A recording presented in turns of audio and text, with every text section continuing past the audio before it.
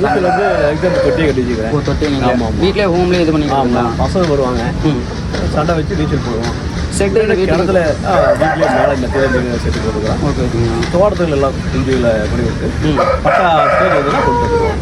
இது ஹோம் வீட்லேயே போகிறதுக்கு உங்கள் செட்டு எவ்வளோ ரேட் ஆகிடுச்சுங்க சார்? கோழிக்குன்னா போகிறதுக்கு நான் போட்டு ஒரு 20 வருஷம் இருக்குது. 20 வருஷம். ஆமாம் ஆமாம். ஓ, அதுக்கு ஒரு 40 ரூபா இருந்துச்சு. இந்த 10 நாள் போட்டால் என்ன ரேட்டில் வருங்க? எப்படியோ 1.5 வரும். 1.5 வரும்.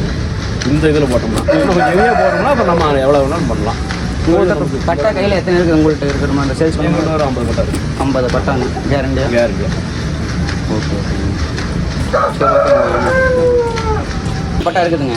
பட்டா ரெடி கிடைச்சல இப்போ 50 பட்டா இருக்குது. உங்கள்கிட்ட எப்போ வந்தாலும் பட்டா எடுத்துக்கலாமா கையில்? எப்போ வந்தாலும் நம்ம யூடியூப்பை பார்த்து வந்தாங்கன்னா யாருனாலும் ரேட் என்ன ரேட்டு கொஞ்சம் குறைச்சி நம்ம யூடியூப் பார்த்து வந்தாங்கன்னா ரேட் கொஞ்சம் குறைச்சி கொடுத்துருங்க. கண்டிப்பாக கொடுக்கும். ஓகேங்க.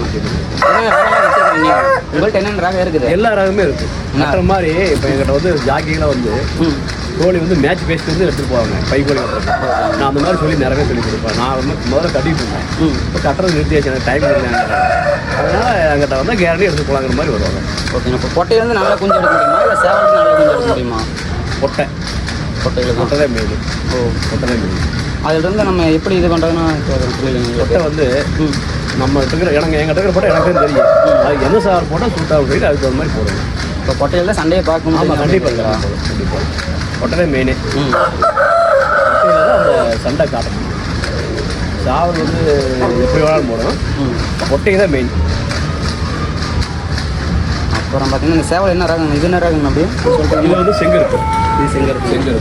அதுங்கண்ணா இது பூதி. இது பூதி. அது இன்னும் பட்டை தான். ஓகே ஓகேங்கண்ணா. அது பூதி. இது கொண்ட பூதி. அது பூதி. அதுவும் செங்கருப்பு. அதுவும் செங்கருப்பு தான். ஓகேங்கண்ணா. இதுவும் செங்கருப்பு. என்கிட்ட வந்து 3.5 6 கிலோ வரைக்கும். 6 கிலோ. ஆமாம். ஓகே. 3.5 கிலோவிலேருந்து 6 கிலோ வரைக்கும். 6 கிலோ வரைக்கும். ஆமாம். சரி அப்படியே உள்ள பார்க்கலாம்.